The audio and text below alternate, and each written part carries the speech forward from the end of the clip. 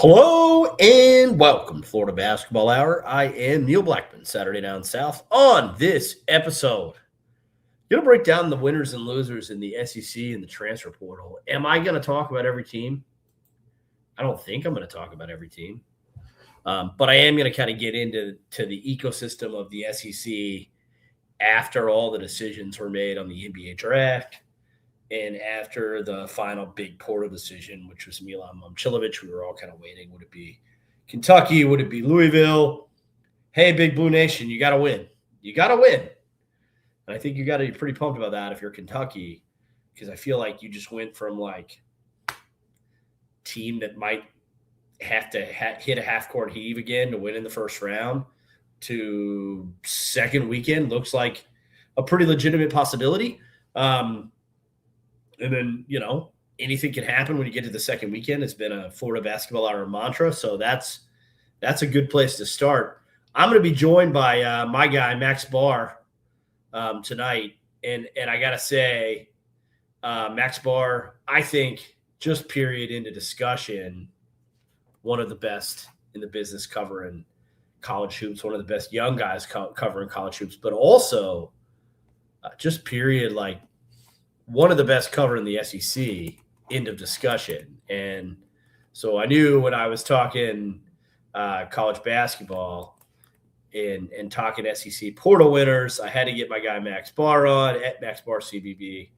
So we will introduce Max here in a minute when he joins.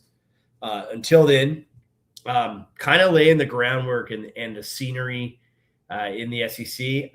I'll get into some of the big-time players that are coming back with my guy Max. And, I'm in a hotel. If you're watching, you're looking background-wise, I'm traveling. I'm in Louisville. You guys know that I am an attorney and also an NIL, the legal team leader for an NIL group at Sandberg Phoenix, anyway, I'm in charge of our NIL practice, our sports law practice. So traveling right now here in Louisville on some business. Louisville didn't win the Momcilovic battle, but I think very much situated for a Final Four style run. As a preliminary matter, you guys know that the best place to get content from Florida Basketball Hour, especially in the offseason, is at our Patreon, patreon.com/FloridaBB Hour. Make sure you join. I got to send Max Barr a new invite soon, I think, and make sure that my guy Max has access to the Patreon, because he's one of those guys that should always have free access. So when Max hops on here, we'll make sure he's there. But please go to patreon.com/FloridaBB Hour. Support the podcast. And also, if you're watching on YouTube or you know that you can watch on YouTube, go over our YouTube channel, Florida Baby Hour, and pound that like button. That's another good way to engage with us to make sure that our viewership is up, that our sponsors are aware, that future potential sponsors are aware that we exist. Otherwise, shout out to our guys at Stadium and Gale who run our partners at Stadium and Gale, and shout out to our partners at Game Time Sidekicks who sponsor every show that we have. If you go over there and spend $60 at GameTimeSidekicks.com, you get a free skinny can koozie with your $60 expenditure, and also a break on your shipping. They've got all kinds of mugs, every shape and size. Every team in the SEC is covered over there, so no reason not to get over to Game Time Sidekicks and get your favorite SEC logo on there. And if you're watching this one, you're probably a fan of somebody other than Florida. It's not just Neil Blackman, Florida Basketball Hour host, whose heart is torn on the occasional day from Feast Week to late March. No, the Tar Heels, it'll be interesting to see what happens with my boys. The Henry Vasar thing was not really something that anyone expected. And I'll tell you, in Chapel Hill, it has not gone well. It has not gone well. But we have my man, Max Barr. I'm here in Louisville in my hotel room, traveling on business. Louisville, a Final Four contender very much. Max, I was just saying that you're one of the best in the business, period. I was also saying we're not going to talk about every single team in the SEC, as much fun as that might actually be.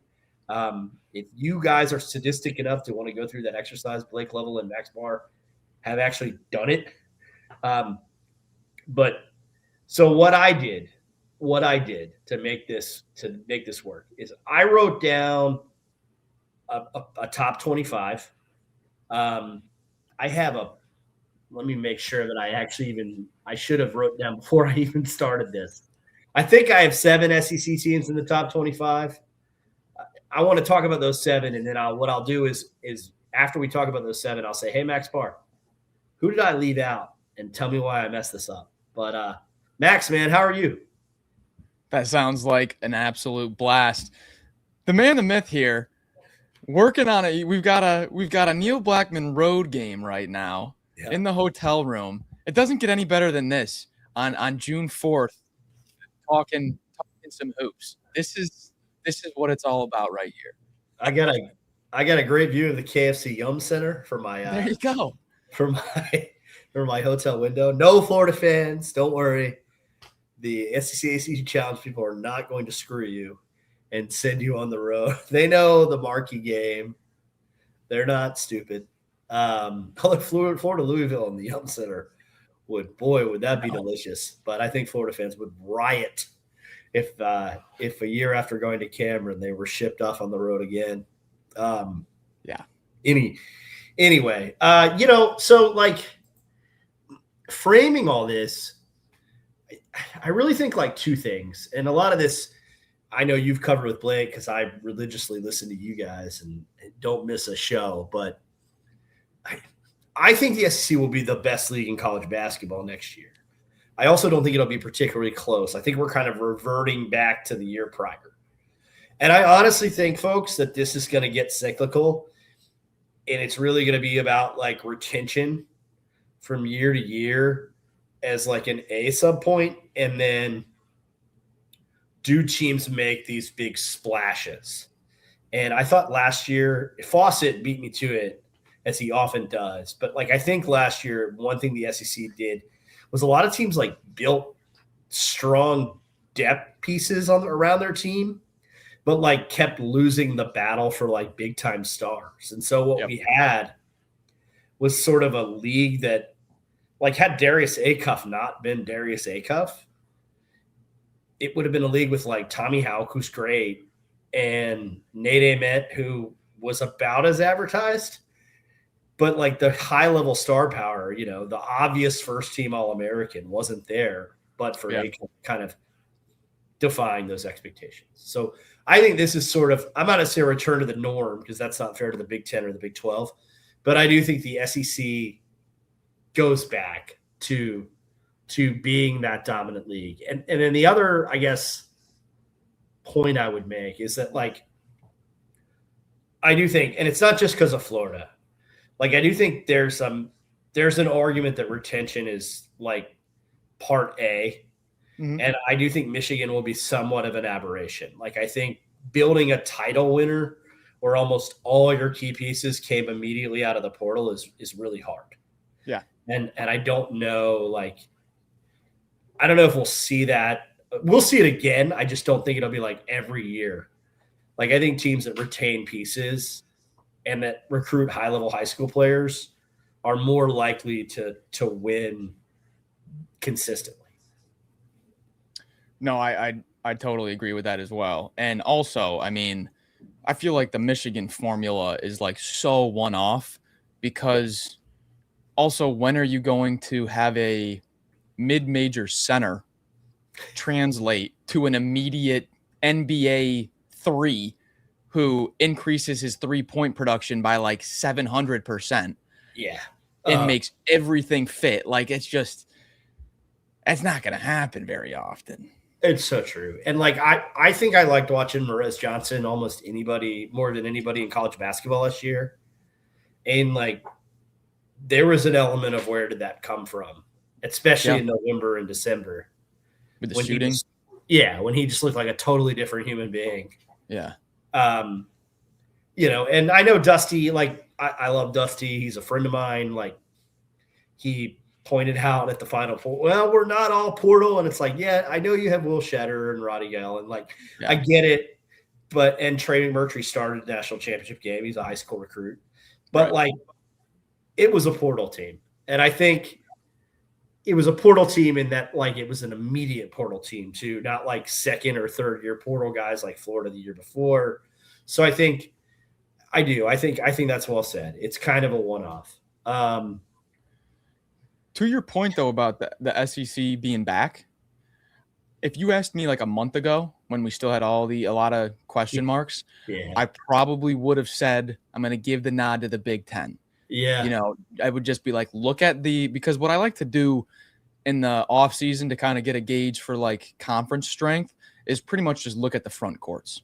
Yeah. Just, you know, if it's the ACC SEC challenge, or if you were to do a hypothetical SEC Big Ten challenge, like how many SEC front courts can we throw out there against David Mirkovich and the Ivisic brothers, or Aiden Sherrill and Yiga Tolu, or Farrell Payne, or Mustafa Cham, like JP Estrella, you know, these Big Ten front courts. It's like, how many does the SEC have where if they get up in a hypothetical SEC against Big Ten, how many SEC teams do we have where it's like, yeah, I mean, we'll be fine. They'll be fine. They got size, they got depth. A month ago, didn't look too great. Right now, though, I think it's a lot better than it was. And even like a team, like two teams where I don't love the star power of the front court, but the depth, Neil, is like Alabama and Auburn. It's like there's no star, but it's like you have Brandon Garrison, Drew Fielder, Keaton Bristow, and Davis Fleming from Mississippi State, who played all right minutes last year. You got four of them that are all 6'10" or taller. It's like, okay, you just need two of them to be able to play 20-plus minutes and be good. And then the same thing for Auburn with Buki Aboy, the Santa Clara transfer, and Owen Freeman, and Ngoy, the 7-footer. It's like, all right, you got three guys. You basically got 3 7-footers. Maybe none of them are going to be at the top of the recruiting rankings, but you got 3 of them. Like, that was a lot different than this past year. That's such a good point. And like Alabama, we'll talk about them, but like that to me was, you know, that was the biggest difference to me, was like the guys they brought to aren't questions. Like, it's not like this has to work and he came from, and I'm not just picking on Noah Williamson because there are stories like that everywhere. Right. But no, Nate Oates didn't do that this season. Like, it's people that like you go and you get a guy who played productive SEC minutes. So, you know, that's different. And I think they know. I mean, like, you look at the top for a while, the top 5 teams in the country last year, when Houston was kind of on the edge of it, was like the exception. And even they had Chris Senack and JoJo Tugler. Exactly. But like, man, people were just monsters, right? Yeah. And that's how Florida won the league by 3 games. It's just there are nights where, you know, it doesn't matter that Florida would get behind like 25-10 to Mississippi State, because eventually Florida's going to get 30 more rebounds than them. Exactly. And, you know, what do you do? So the other thing I think, and what I looked at retention because I think continuity matters. And then I just went – the other thing I did is I said, okay, let's look at like the top 25 players in college basketball. It's arbitrary to sort of rank the top 25. I admit that. Yeah. But it's only arbitrary to an extent. Like, there is sort of a consensus on who the top 30, 35, 40 players are.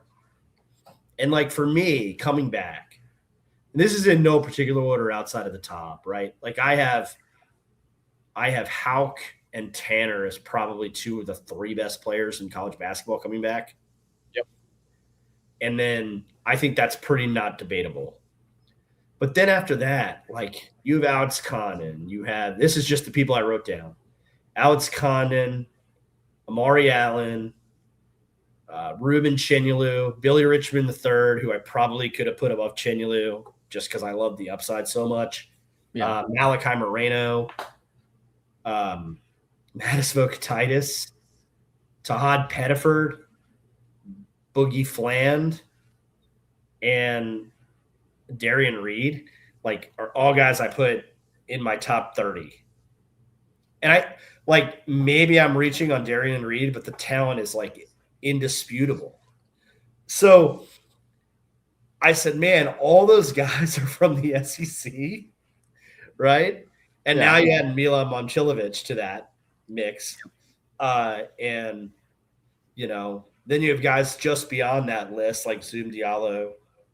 It's just kind of like Josh Hubbard, I think I left out. And I just said, this is the best league. It's the best league. Did you mention David Punch? And I didn't even mention David Punch, who I think is fantastic. And it's why I went back and forth with Ryan Hammer a little bit about his top portal rankings, because last year he didn't have Vanderbilt in his top 10. And I was like, I kind of like what they did. And then, this year he had Texas right outside of his top 5. And I'm like, that's because you don't appreciate David Punch the way you should. Yeah. I mean, speaking of Vandy, they loop right into that, what I just mentioned with Alabama and Auburn, teams that are just loading up size. Yeah. Like Mark Byington literally came out in a press conference mid-season last year and said, we suck at rebounding. Like I'd never heard a coach say that before. Like just straight up, like talk like me, we suck at rebounding. We all know that, like that's what Mark Byington, that's what the rebounding made him get to last year. And now you got the 7-footer in Dak, basically a 7-footer in Buchton Gel from Nebraska. Yeah. Sebastian Williams-Adams is a monster out there. Haven't mentioned Jaden Leverett, 6'11" sophomore, might take a little bit of a step forward. Like this is going to be the most size Vandy's had in a long time. And yeah, it's going to make a difference in these, non-conference conversations when you're trying to, talk about top teams versus other top teams. Yeah. Todd Golden was talking about Byington in his brief. He met with the media a few weeks ago, and they're just like, oh well, there weren't a lot of coaching changes in the SEC. And what do you think of the top end of the league? And so Todd was like, I don't know what Tyler Tanner's going to do, but he's like, I know that what's happening right now is that the top end of this league, there are programs that know what they want to be. And he said, that's kind of like Rick Barnes, they know what they want to be at Tennessee. Yep. And we'll get to them too. But all those bigs you just mentioned, well, almost all, 3 of the 4 of them are skilled dudes. Yeah. Not only did they get bigger, but man, Dak can knock down a 3. Yep. He ain't going to put the ball – saying he can put the ball on the deck is a little bit like saying Ruben Chenyalu can put the ball on the deck. No, he can't, but he can hit a 3. Yeah.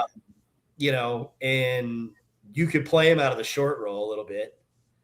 And he can run and catch, and you can certainly do that with the Nebraska kid. Yep. And Leverett is a guy that, he played great minutes against Florida in the SEC tournament.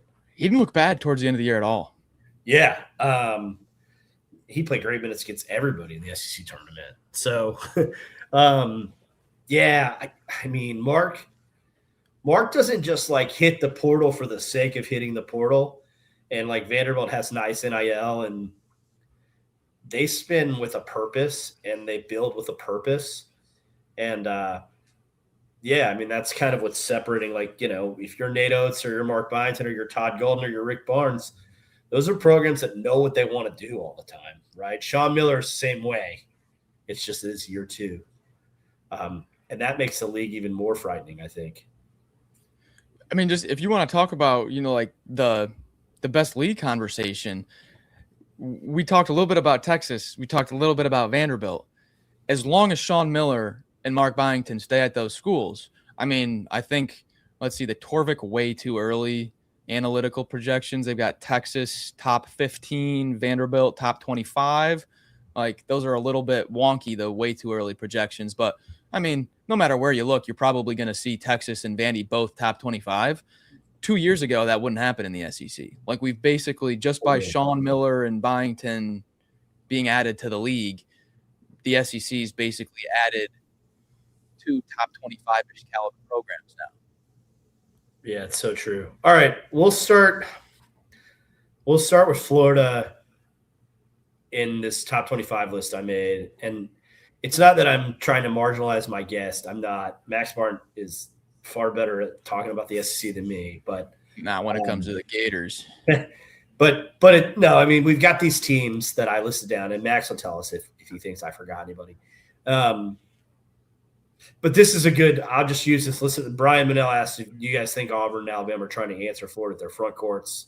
Is the power of Florida basketball impacting the SEC? I just think front courts are impacting college basketball, period. It's less like a chasing Florida thing. Especially like Auburn would be like, well, we just won the SEC and went to the Final Four the year before. And I think Alabama would say we've been the most consistent program this decade. And I think that would be true. Obviously, it's factual on the Auburn side and probably true on the Alabama side. Now, Alabama does have a Florida problem. Like, they have lost 6 in a row. Nate Oates even said after they came to Gainesville and got clobbered that, hey, look, Todd Golden, these guys have our number. We've got to figure out how to play better against them. I got bad news for Nate. This might not be the year. I don't think so. This might not be. It might not be their time. The retention job that Todd. I think Florida has the deepest roster in America. Yeah, it all starts with retention. I was in the locker room after the Iowa game, and I still didn't think. And now Hal couldn't speak really. He got a sentence out to me, and you're torn between like you're a journalist and then you're like a human being. Yeah. And so it was like enough is enough. I did kind of think that Chenyalu. Pretty much, I drove home from Tampa that night thinking Chenyalu would probably come back because of the way that Ben McCollum kind of game planned around Chenyalu and exposed like the problems that he kind of has. But getting Houck back was astonishing. I think Condon made a very smart business decision that he never would have made 2-3 years ago. Yep. But it's the best front court in the country. And oh, by the way, they added Doman Petrovic, who is like a skilled wing 4. Didn't he just win league MVP for his international league? Who just won international league MVP in his like U20 Slovenian league where he averaged 17 points a game and shot 41% from beyond the arc. Yeah, I mean, Florida's pretty frightening. I'm less concerned about the shooting. I remember I came on Southeastern 16 and I was like, what could go wrong? And Blake was like, what could go wrong? And I was like, well, maybe they can't shoot. But, A.J. Brown is a good shooter. He's going to play some. The staff every staff member you speak to will start a sentence with Alex Lloyd within 30 seconds. Okay. They love him. They're like, he's going to have an opportunity to earn minutes, which is pretty surprising. And then if Aberdeen gets the waiver, which they're pretty confident about, then you add a 37% three-point shooter or 35. A timeline on that of expectation, or is that just going with the flow? They're not just being confident for confidence sake. Like right.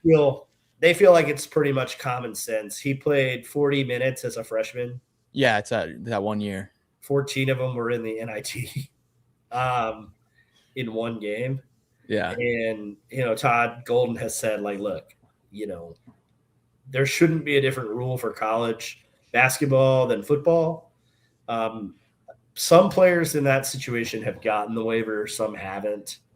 But they feel like they don't need 5 for 5 to be retroactive for him to get eligible. Yeah. They either think they can get him eligible through the waiver because the NCAA will do the right thing, or they'll TRO it and play him on it like Rashad Agee. And by the time all the hearings are done, it'll be April. but he's on track to graduate. It's much more like I get a lot of Kentucky fans in my mentions that are like, I don't know why you're talking about Aberdeen. He's not playing. And I'm like, I'm pretty confident he's playing for Florida next year. I'd be surprised if that didn't work out. So they're confident in Lloyd if he doesn't. But, Boogie Flan shot 37% from three the last month and a week of the season. And the thing about Boogie that people forget, not you and Blake, but people generally, is that he hasn't even turned 20 yet, Max. And that's crazy to think. It's crazy. So there's a jump that a kid makes from like 20 to 21, and Flan hasn't even hit that. Yeah.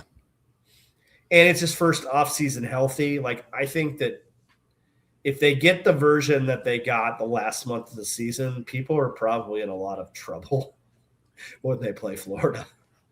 Haven't even mentioned Klabchar, Isaiah Brown, or CJ Ingram. Yeah, I mean, you got the sixth man of the year in the SEC. Isaiah Brown needs to be more consistent, but some of the plays he makes they're like Billy Richmond. It just jumps off the screen, right? And then CJ Ingram, another guy that has shown in flashes like the massive potential, is kind of a 3-and-D NBA guy. It's a scary roster. It's a scary. Do you think Butayevis or Jones-Lay are going to get any run in and as a reserve there, kind of in like maybe a minimized Hand-Lockton role, or will that mainly be more of it's either going to be Rubin or Kondo? I think Jones-Lay is not going to play. He'll developmentally redshirt. He came from a really good. I mean, that's a good program. The school that he went, Monrovia Prep in Hickory, North Carolina. But yeah, I mean, I think he's a redshirt. Butayevis is interesting. Like, in theory, having him play some of the hand-locked minutes would be good, and they like that he's more versatile, that he can shoot the three mainly, so they can pick and pop him. I think it'll work out where that's not what happens. Like, I think what will end up happening is that CJ Ingram or Zay Brown will command those minutes, and they'll play smaller. And then Alex Connon has said, like, he would like to play some more of the five. Yeah. And I think that's how it'll end up looking, with Houck playing some four. Yeah, to answer Brian's question from earlier, though, like, are people just trying to chase Florida? I think it's what you said earlier, in just programs, staffs that really have it nailed down what they're trying to be. I think that's more the formula, because if you looked at kind of the most success in college basketball over the last 4 years, everybody would be trying to find Alex Caravan for their team. Everybody would be trying to find the shooting four that you can trust to space the floor and play just rock solid everywhere else, kind of your glue guy shooter at the four.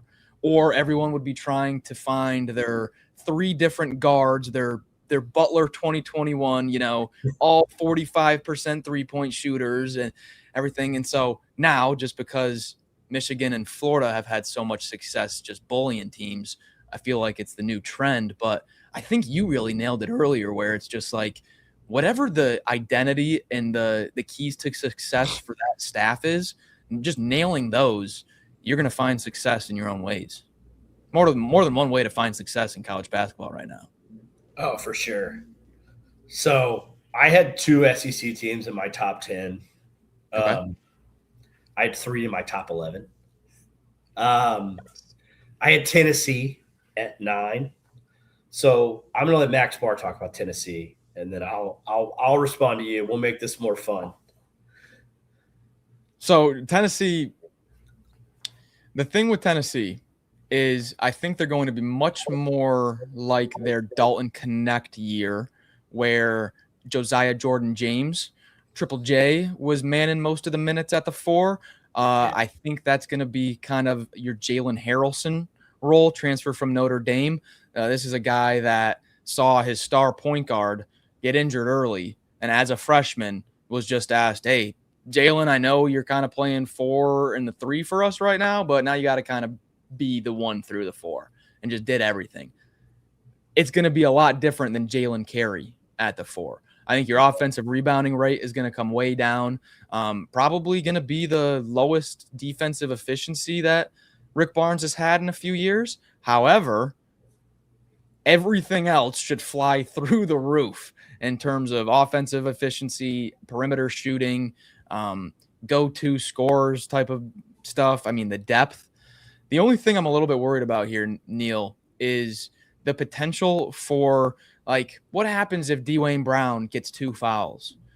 Like, and it's Tennessee against Florida. You know, it's a top 15 game. You know, this is big time. We're battling for an SEC title here, and it's Miles Rubin and Jalen Harrelson trying to box out Ruben Chinyelu and Alex Condon.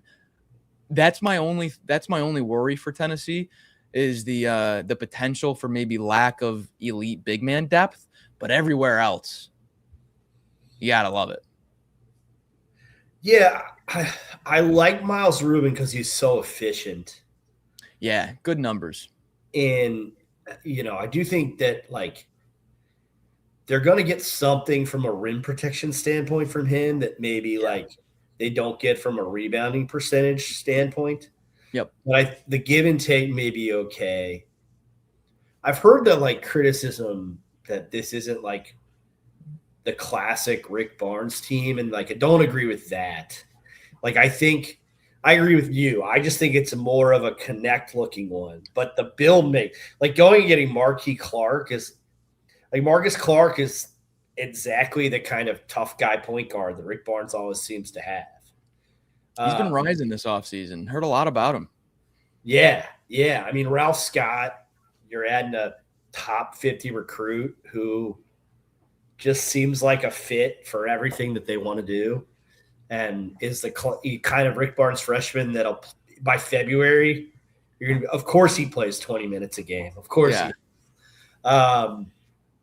You know, and then the thing about Juke Harris, because I guess the criticism from the people who didn't get him, it's always the people who didn't get him who are loud, is like, well, he's not real efficient, and, you know, he's not great from beyond. And it's like, I don't think people understand that was the worst Wake team that Steve Forbes has had from a talent standpoint.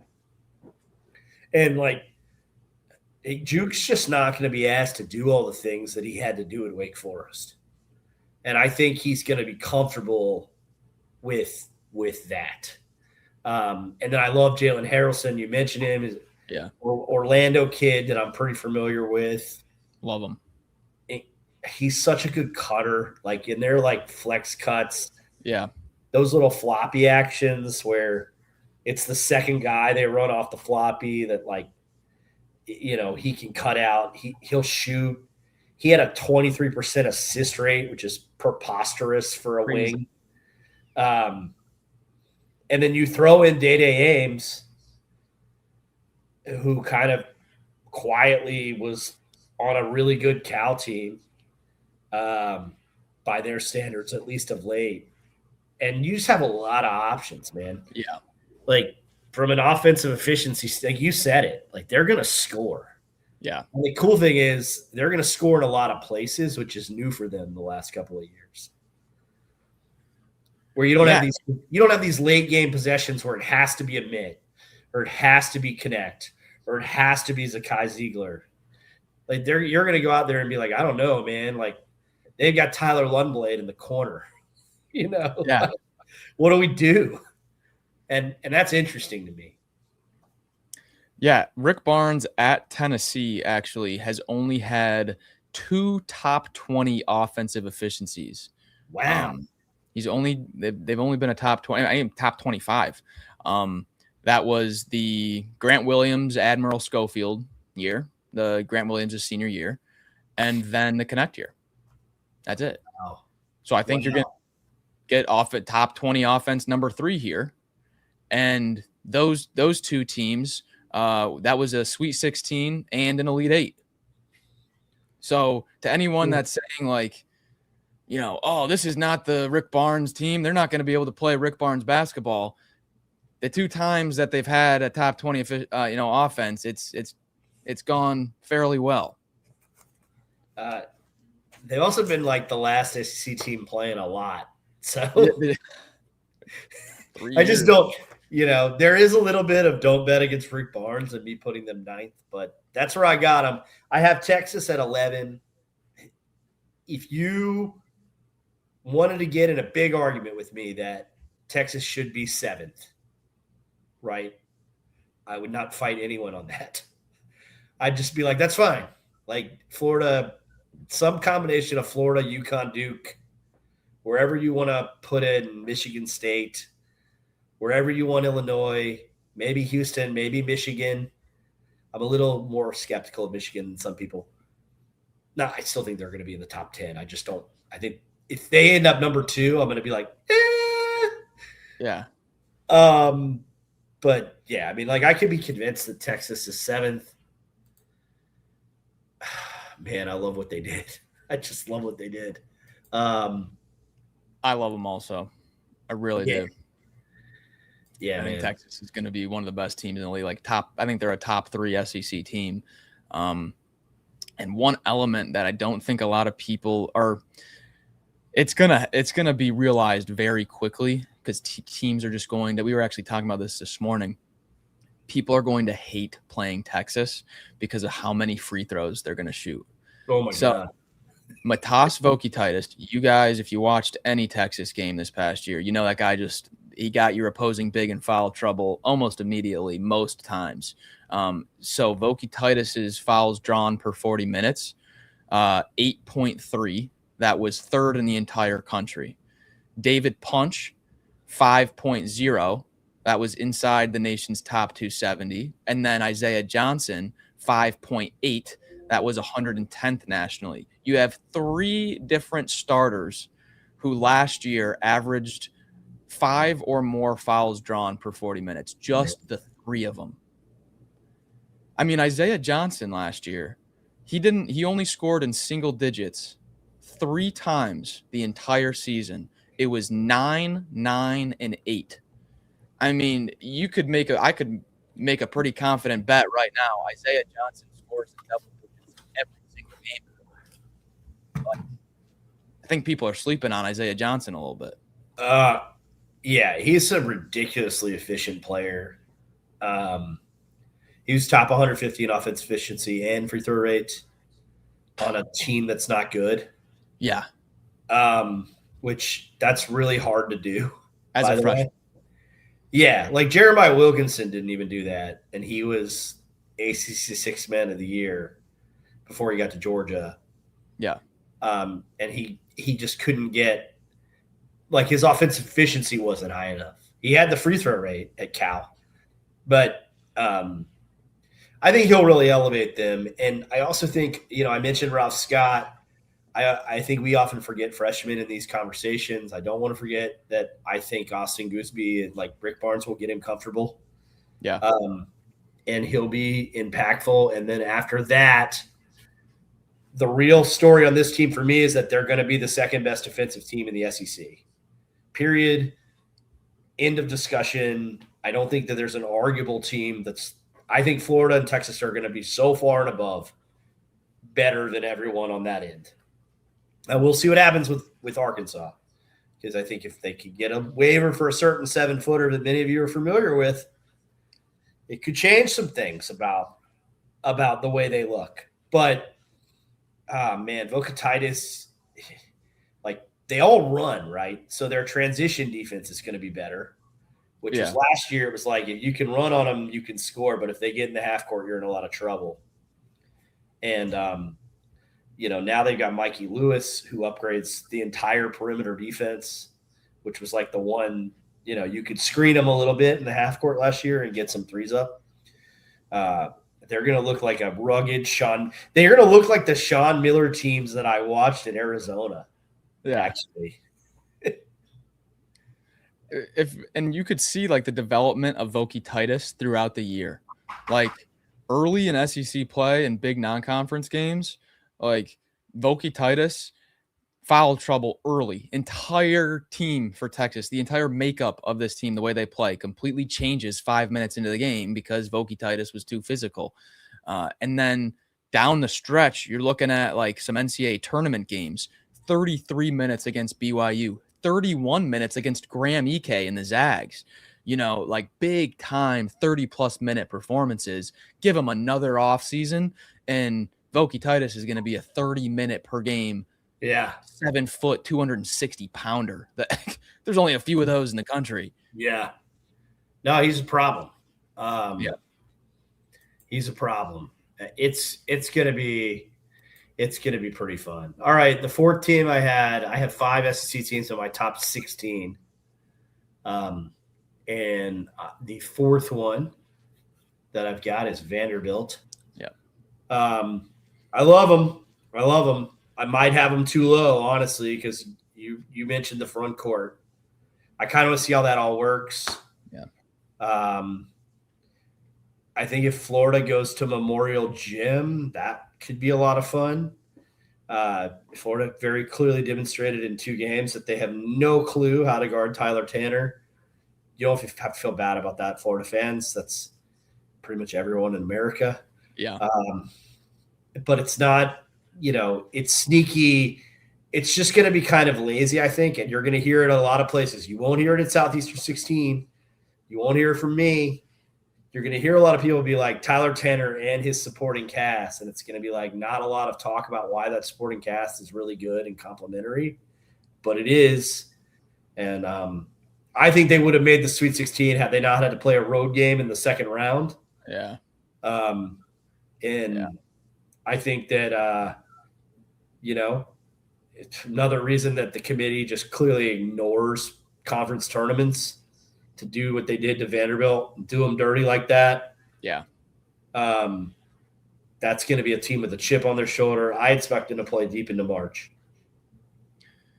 Yeah, the thing that's different about this Vanderbilt team than the past 2 Byington teams, in my opinion, is their lineup versatility.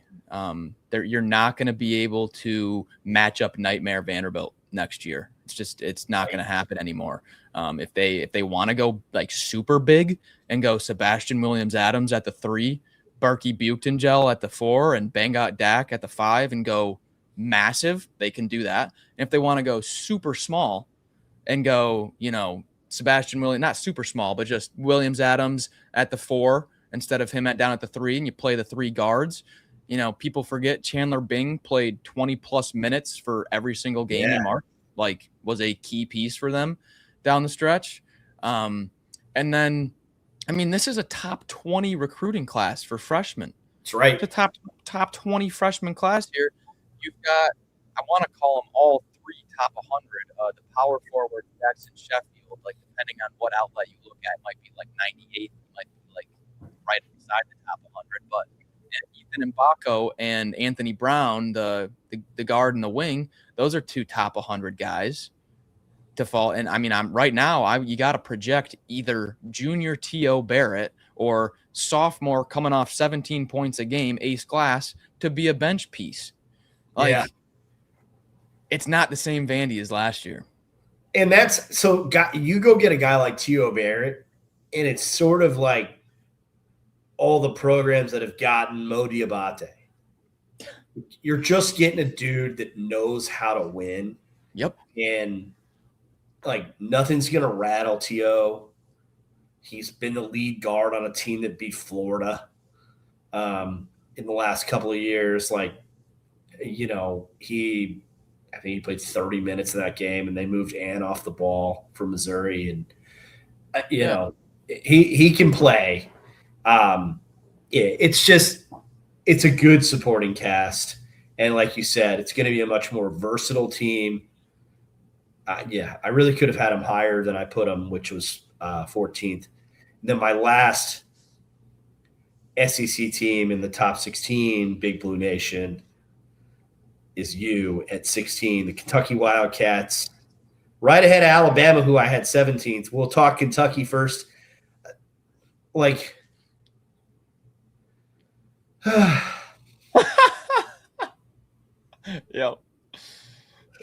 Three of these guys are really good basketball players. I tweeted it from the FBH account the other day. It was like, Milan Momcilovic is really good, man. Like, and Mark Pope is going to find ways to get him open, and I honestly will not be stunned if he shoots like 45% again from three. Yeah. Malachi Moreno is really good. The on-off splits. Yeah. Here's a fun one for you. According to CBB Analytics, there were only 2 SEC players with better on-off splits last year than Malachi Moreno. Really? That's it. Wow. Our guy, Ruben Chenyolu.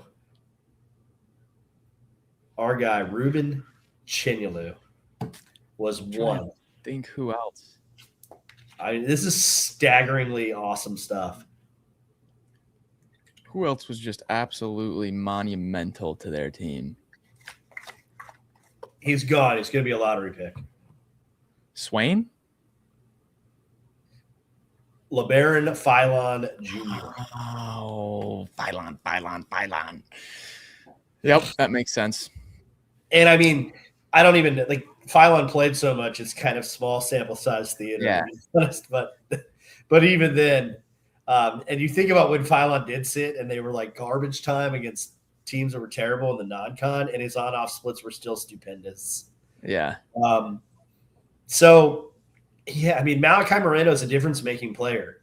He is. And I think there could be like an Alex Connon type sophomore year lead for him too, where the thing with Connon as a freshman was that you could see that there's a future pro pretty quickly. Yep. But there were also games where he got 3 fouls in 5 minutes. A little bit like Braylon Mullins early in the year for UConn. Yeah. Honestly. And it's kind of like, well, if he could just stay on the floor. The Florida game, when they came down to Gainesville, he got 2 fouls in 4 minutes. And he's just like, I get that Ruben Chenyolu's physicality makes people mad. I mean, ask Santos Surreal, right?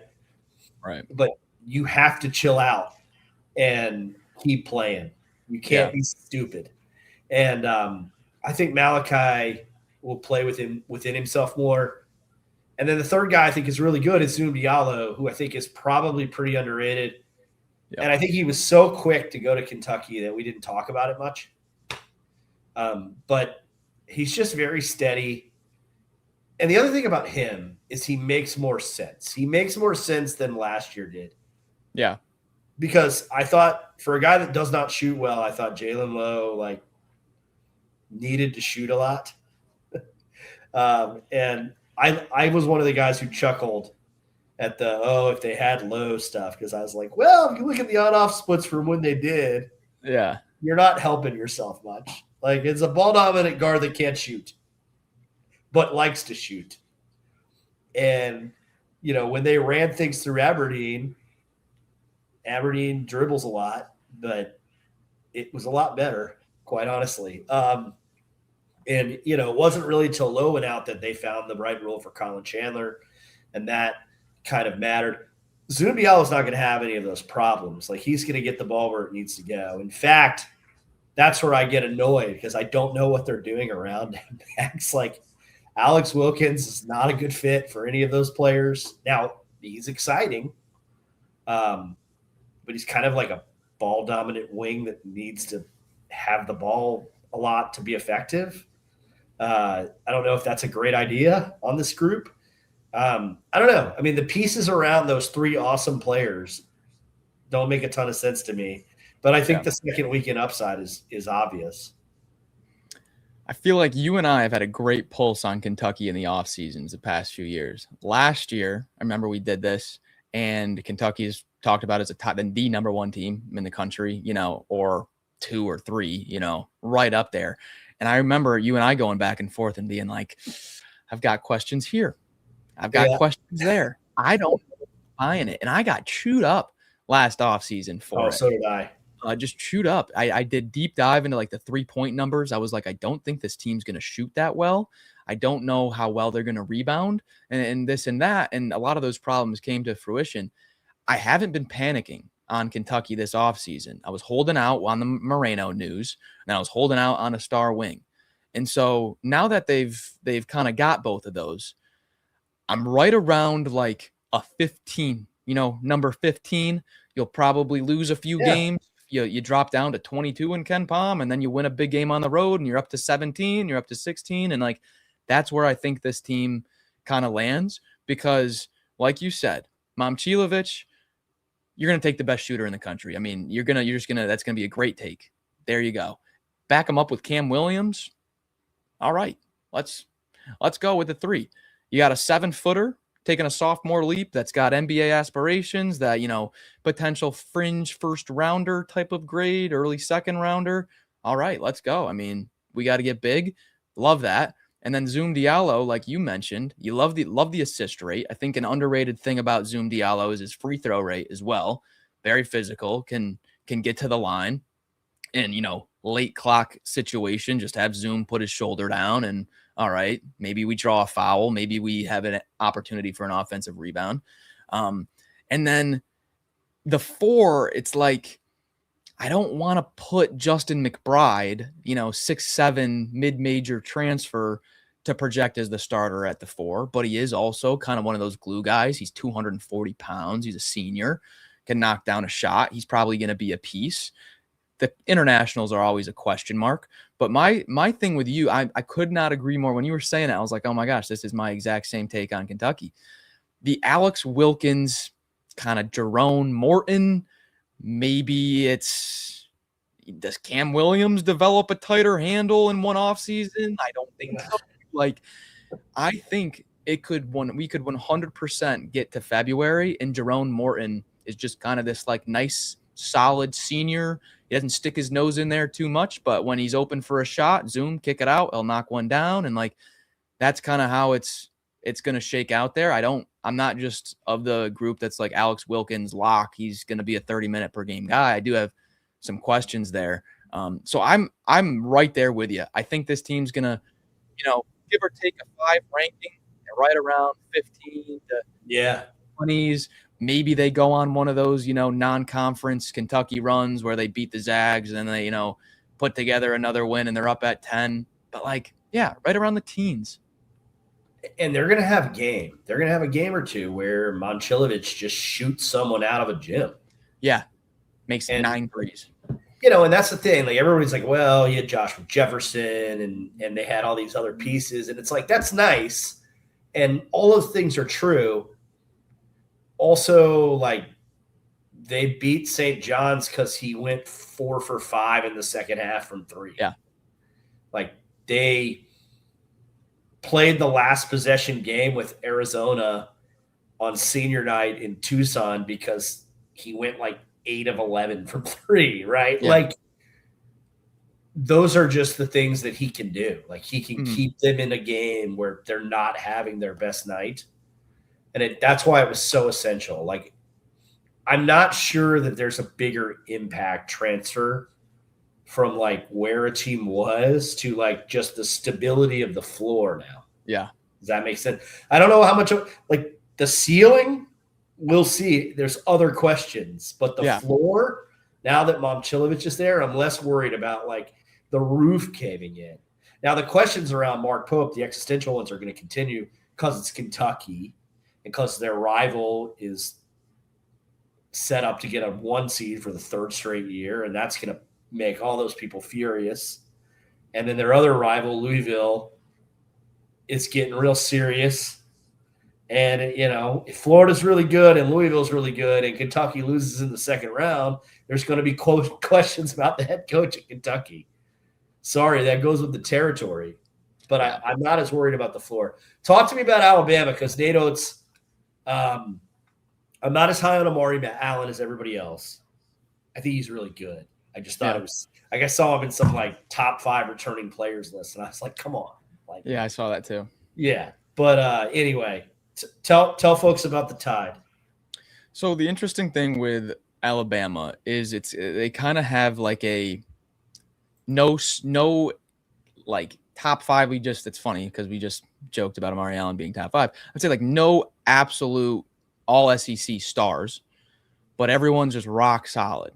Like, if you want to put Amari Allen into that class and you're projecting even more of a I'm not going to push back on that at all. But like Brandon Garrison and Drew Fielder from Boise State, they're not stars, but they're not bad. I mean, there's worse projected Power 5 starters than a senior Brandon Garrison or a senior Drew Fielder. It's not terrible. Keaton Bristow was not bad at all last year when he played. I mean, he single-handedly kept him in the Illinois non-conference game. So you have that. Jamarian Davis-Fleming, a nice 6'10 sophomore who's taken a little bit of a leap, who was getting SEC minutes there.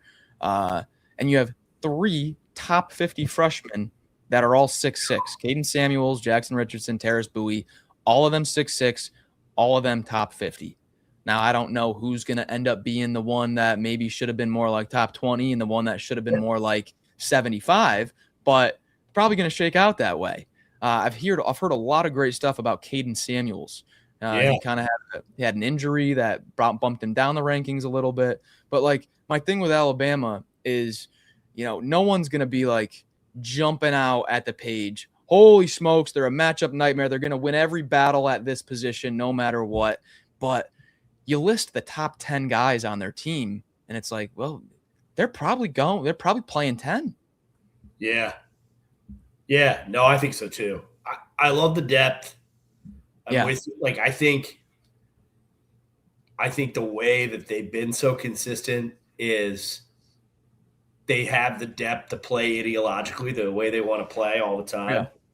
But now they're going to have some of the front court bulk to kind of compete with the teams who make that harder. Like, look, and I think, they go and they get Mark Adams, and like they clearly, it's not like Nate Oates isn't aware that they have to guard better. Yeah. I mean, he's said it over and over. I just think they have the pieces to do that this year. So I trust him a little more. I know I have him at 17th, which is actually a little lower than I had him last year, but really that's because like there's not a phylon for me to kind of grasp onto. Right. And I do think it's going to take, like, Nate always plays a really hard schedule, and it's going to take them some time to figure out who the guy is late in games. Because I got news for you. Like, Amari Allen's a little more like Tommy H in that, like, he's going to play – it's flow of the game, and he can take over a game, but it's not like, hey, let's run this play for Amari Allen or Thomas Houck with 30 seconds to go. Right. I know Florida thinks that maybe they can do that a little more with Tommy this year, but the point is keeping it on Alabama. Like, I think that's going to be the big question. And does one of those freshmen emerge as kind of one of those options? I think that's very possible. We'll see. But I'm never going to not have a Nate Oates team in the top 20, and I still like them. Yeah, I think the wild card for me is kind of like the Bristow Drew Fielder. Like I feel like we know what to expect from a Brandon Garrison now. Put him out there for 15 to 20 minutes. He'll give you good energy for 15 to 20 minutes. He's not going to knock anyone's socks off. Get Jamarian Davis-Fleming in there for 10. He'll take a little bit of a sophomore leap. But what are we getting from the 4? Kind of like that's. Is it Amari Allen? Are they going small? Like I don't know. Yeah. Like the kind of what they do next to whoever they want to play at center, they got a lot of options. I mean, it's versatility, but it's a question I got. So Arkansas, the SEC tournament champion, is the last team I had in my preseason top 25. I had them at 20. I had them in my preseason top 10 last year for all the Hogs fans who fast forwarded to this portion of the podcast where I talk about you. You all know that. You guys know that I loved the team last year when a lot of people and analytics didn't necessarily. And I looked pretty good in March. I just think the Malik Thomas thing is a big deal, man. Like, I probably had him top 10 if Malik came back. And I love Billy Richmond. But, like, Billy Richmond, he needs a Malik Thomas to thrive, I think. Because it's just another guy that isn't necessarily going to, be a guy you can run a play for. Jeremiah Wilkinson can go get you a bucket now. But I would prefer Jeremiah Wilkinson to be like my sixth man, not like the sun around which my offense orbits, And that's kind of where I'm at, right? I think we'll see. Like maybe Mika Murinen is like awesome, Yeah. and maybe if anybody could just Jordan Smith Jr. Like if anybody could just say, hey, you guys haven't seen my freshman play, but I have. It's John Calipari. True. But like I will say by June 4th last year, we had all seen like Darius Acuff at the Iverson Classic, right? Like we knew that guy was a dude. Yeah. And that's not the vibe from Jordan Smith Jr. yet, as much as Arkansas fans love him. And he is tough. So that's where I'm at on Arkansas. I think they're going to be good, but I don't know if they're second weekend good. Yeah, every year there's at least one team with a large fan base that you don't love the team. And last year for me that was Kentucky, and I just ate crow all summer for it. I don't see it. That's me with Arkansas this year. Yeah. I just don't love them. I really don't. I'm not a huge Jeremiah Wilkinson guy.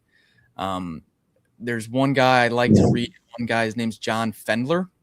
He does some like Substack stuff, and he calls Jeremiah Wilkinson a category of player. Now I don't like this word, but he calls him an empty calorie scorer. Yeah. You look at the box score after the game, he has 24, but he's got 1 assist, 1 turnover, 1 rebound, and didn't impact the game really anywhere else. Didn't do anything defensively. And so it's like I'm not the biggest advocate. Like I love Jeremiah Wilkinson's spurt ability and his offense and stuff, but like you said, centering around him or like making him really elevate your team, he doesn't do that. That's not what he does. And so I think honestly, Abdou Toure, we come February, Abdou Toure might be the one running most of the show there instead of Wilkinson, and Wilkinson's more like a 6-man spurt guy. But I absolutely love Billy Richmond. And I just mentioned Toure, JJ Andrews, another 6'6" guy. You gotta like him as well. But this front court, man, I am very worried. And now Cooper Bowser can do some decent stuff. He's an athletic power forward that played some 5 at Furman. He didn't play the 5 this last year pretty much. They moved him down to the power forward. He's only 215 pounds. He's not a very, stocky guy. Last year, Malik Ewan had the 16th highest offensive rebounding percentage in the country. 15.8% offensive rebounding for Ewan was fantastic. Brazil at your 4 had a defensive rebounding percentage just under 21%. Cleaner. Wow. In the Southern Conference last year, Bowser, 6% offensive rebounding, 16% defensive rebounding. Those numbers aren't going up by margin. I mean, maybe if he strengthens up, maybe he holds those numbers. I mean, even that would be, tough in this with rebounding over the guys he's going to have to rebound over. And then in terms of highly rated, highly recruited freshmen, Mika Murinen's one of like the biggest wild cards there is in terms of if you're looking at like a top 30 recruiting list of freshmen and who you can just trust and what you're getting from. Murinen's not one of those guys. He's very up and down. He had some international games and stretches where he played very well. And then he had some stretches where the coach literally wouldn't even put him on the floor. And that's your 2-man front court right now. That's all you got. Or redshirt freshman Semedo. So it's like, I mean, the other pieces are not bad pieces, but Cooper Bowser picks up 2 fouls, and you've got Billy Richmond playing power forward for the next 25 minutes. It's not good. Man. That is not what you want. No. I still had him. It's just the talent. I still got him in my top 25. I mean, so more of just repeat in top 3 SEC. I don't know if this team does that. Yeah, they're not going to repeat in the top 3 of the SEC. Yeah. I can go ahead and answer that question. I can tell you that is not going to occur. I'll do something fun if it does. To be determined. All right, who'd I leave out? And I will caveat that I had an SEC team at 26, which was Texas A&M. So, Okay. And sorry, look, if you fast forward to Aggies fans, Bryson Warren's not going to be eligible. Okay, he signed 2 Exhibit 10 contracts. He ain't playing point guard for you. That'll be a blow. I'm sorry, that's not happening. The Heat signed him to an NBA contract. The Knickerbockers signed him to an NBA contract. Go Knicks. He signed NBA contracts. The NCAA has been very clear, and you're not going to have him on your team. Okay, Professor Blackman is done with the A&M. But I promised we would say, Max Barr, who did I mess up on? Who should I have spoken about? I am high on Jalen Shelley, by the way. He doesn't get talked about much when you're He's good. talking about Texas A&M, but he's got a really, really good defensive rebound rate for the wing, and I think that might allow them to get away with playing Mbako and Clements as a front court because Shelley can rebound so well. Very underrated aspect of the team. Because I was like, I missed Sean Agee last year, just completely whiffed on him. Did not expect him to have that aspect. So I'm like, what am I missing here? What am I missing? And I think it might be kind of the physicality that Shelley brings kind of allows them to go super small in the backcourt, and Zach Clements not really your ideal SEC center. But I kind of think Tyshawn Archie, I know that Aggies fans are going to be pissed about my rant about Shelley or my Warren rant. But honestly, Tyshawn Archie might be a better compliment for PJ Haggerty anyway. You like Archie to compliment him better than Reese? No, I mean, either way. I just think that, I don't think that they necessarily, you don't, if you have PJ Haggerty, you don't need a traditional point guard. Right. Right. It's not, Haggerty's not Walter Clayton Jr., but or Jalen Brunson or any of the, but you don't need that per se, because Haggerty's going to get downhill constantly. He's going to get to the free throw line. He's going to create for other people because he always commands help. I just don't know how much you needed Bryson Warren, who was a semi-productive G League player anyway, man. Yeah. And then I think as long as Mackenzie Mbako is healthy, you're gonna have opportunities to have some of your bigs that can put the ball on the deck too. Yeah. And they're gonna create transition baskets anyway. Oh yeah. They'll be flying. I like them. I had him 26. Who do we leave out? I don't know if I necessarily think any of these teams would be top 25. Okay. But it's hard to not expect a decent season from LSU if all of their guys become eligible. That's a big question mark, massive question mark. Yam Madar is stretching the military exemption to its absolute maximum. But that guy, Yam Madar, just dropped 41 points on 9 of 10 shooting from 3 in a rivalry game last weekend. Correct. In their Israeli league. 9 of 10 from 3, 40 bomb in a rivalry game. He's going to be 26. If this guy's playing, come on. It's not great for the sport, but they're going to be a pretty good team. Yeah. There's just question marks. He ain't going to be playing. I don't know. I didn't even mention RJ Lewis because he ain't going to be playing either. No. And by the way, RJ Lewis's case is a lot more clear than Bryson Warren's because RJ Lewis went to college, so it's Bediako. Right. There's no way. But, I think the NCAA, you're going to see some of these dudes that had signed Exhibit 10s, and the NCAA is going to deny a bunch of these guys coming up. It's going to screw some teams. Not screw them, but it's going to set them back a piece for sure. So I'd say a team that's put together right now. I don't love how it's put together, but just guys that are not bad is Missouri. I just don't know how it's all going to work. But, I mean, Jason Crow, if I had to pick a freshman of the year right now, my vote would be Jason Crow. Okay. Not because I think he's literally the best freshman, Neil, but because who's bringing the ball up in a one possession game other than Jason Crow? I mean, they need him. They have to have him out there all the time. Like Trent Pierce is 6'10", Bryson Tiller is 6'11", Trent Burns is 7'5", Jalen Carey is 6'8" and plays forward. He's not going to play on the wing.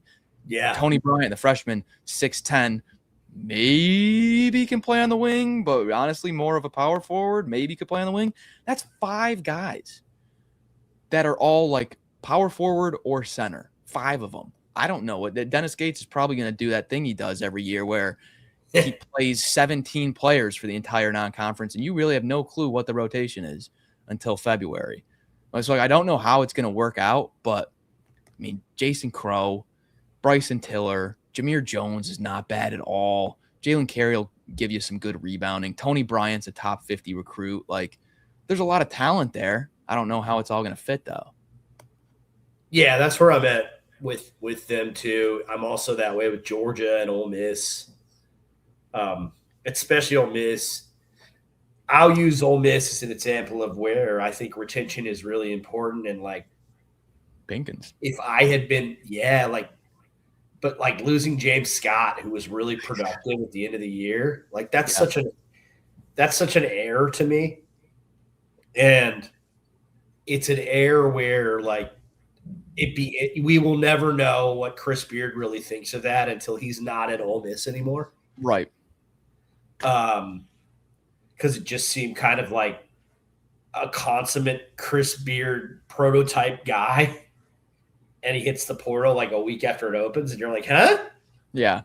And these are the choices that get made in roster building season. And like I thought, now again, betting against the Chris Beard team to miss the NCAA tournament 2 years in a row is pretty wild. But I don't see it right now.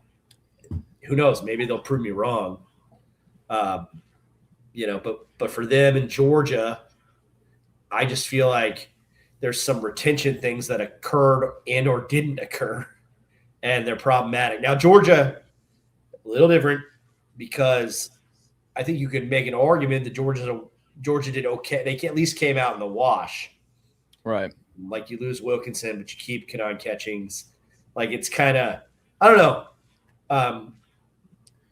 But I don't think Mike White's team, I don't think they got any better. I don't think they solved any of the problems they have. Yeah, the thing with George is I do like the retention, and then Freddie DeLeon's a nice piece. Yeah. But, like, after that, there's nothing. Like, I don't think Brady Dunlap is going to be a significant SEC contributor. He might have a game or two where he splashes some heat check threes and stuff. But when it comes to crunch time, it's February. I don't think he's going to be a huge, needle mover. If there's a single injury to anyone on this starting lineup, I mean, I don't love the depth. If James Scott gets in any sort of foul trouble, I don't know who's playing center. Right. So I do like the versatility at the 4. You can go small and go Millender, Blue Kane, Freddie DeLeon, and then go Catchings at the 4. You can kind of have a 3-guard lineup running around there. Like I do. Yeah. You have both Stagg and Catchings. They can play some games with them, going small or big. But the depth behind that is a little bit worrisome. The thing with Ole Miss is it's going to be a decent offensive team. I'm all bought in on the Patton Pinkins jump. I think he's going to be a double-digit scorer. And then Lepa from Pitt and True from Arizona State were both top 10 in the ACC and Big 12 in offensive rebounding. They're not very good rim protectors, but they do know how to crash some offensive glass. So, like, you combine another year of college for Camerdine, Pinkins taking a leap, you bring in 2 good offensive rebounders, and I think the offense should be decent. But you compare this team to the Sweet 16 team, I'm like, where'd the NIL go? Yeah. The roster go? I mean, we had a 2-man punch of Juju Murray and Sean Padula. Throw in Matt Morrell, NBA hopeful also. You can retain Jamin Brakefield and Malik Dia for year on year. You bring in a Dre Davis. I'm like, whoa, we got some studs here. Like, yeah, big time roster. And then you look at the roster this year and it's like, I don't know, maybe it's like a few million under everybody else's. Yeah, both the Mississippi schools just lacking the money, like Yeah. in that South Carolina zone where it's like you can't keep putting your guy in these positions. You can get like one star, and then the money falls off. Yeah. So, and for Ole Miss and actually for Miss State too, I think, in my opinion, just because of the consistency Chris Jans was showing out of the gate, like it's kind of interesting that there had been that drop off in that NIL expenditure because there's clear proof of concept. And Chris Beard is Chris Beard. He's coaching the Final Four in the national title game. Like, I don't know what you brought him in for if you're not going to give him the support that he needs to win big. We'll see. Like, you're right. Like, they're going to score. Georgia, you mentioned, I felt like the Samto Surreal thing was just devastating. I might have even had him in the top 25 if Samto was back with kind of him and Catchings and Millender. Like, that would have been a core. It would have been hard to ignore. But yeah, I don't know now. And then Auburn. Should I finish my show with a sigh for Auburn too?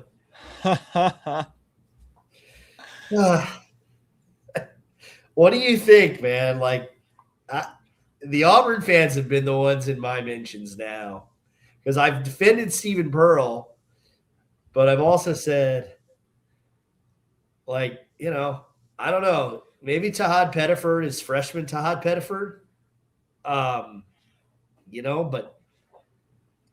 I don't know. I don't know what I think of these guys. Yeah, it's a lot of questions around Tahad and KO. Like, I love that, like Todd Pettiford and Kevin Overton, to bring both of them back, and that's your starting 1 and 2. They're going to win you some games. Roops DeVicious should be a really good international, but with all the internationals, you have a little bit of a question mark. You don't know 100%. And then this front court kind of rotation, you kind of got the 4 of Troy's Thomas Dowd, Owen Freeman. He shined as a freshman at Iowa. Not shined, but just wasn't bad, but then had the injury and couldn't get it together last year. Buki Aboy from Santa Clara, and then Narcisse Ngoy, another international 7-footer. Boy is like really good efficiency numbers last year, but he's playing 12 minutes a game, 15 minutes a game. Right.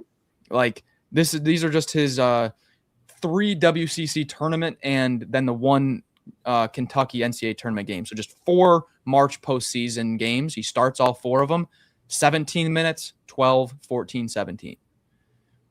Like, how much is that going up this year? I don't know how much. So I'm having a tough time projecting out this front court. Like, is it going to be Owen Freeman is the main guy, and then a boy's just in spurts off the bench? Is Thomas Dowd physical enough to play an SEC 4? Or you have to slide Dowd down to the 3? It's like, I like what they brought back in the backcourt. And I think George Kimball also, coming off an injury from Vandy, some crazy numbers the year before when he was at his mid-major. So it's like, I like the backcourt stuff, but I don't know if I buy in all the way. Like, I trust, if you just want to compare them to Alabama, because it's kind of similar, they kind of got like the 4-man rotation. Right. Instead of like Dowd, Aboy, Owen Freeman, Fielder, Garrison, Bristow, I feel a little bit more trust in them. Oh, me too. Like, I thought, like, again, you mentioned the Kimball, like, they're really going to have to rely on him. He better be healthy and ready to go. Because after Overton and Tahad, like, that's kind of your third guard option. And then, like, again, like the retention thing, Vanderbilt, and it shows you where Vanderbilt is, because they can make an NIL offer to Sebastian Williams-Adams that Auburn is not going to be able to match. Yeah. Because Auburn wants to stay committed to Todd. Like, Auburn made its choice, right? Yeah. And I don't know. Like, we saw Sebastian Williams-Adams play some pretty impactful minutes last year against good teams as a freshman.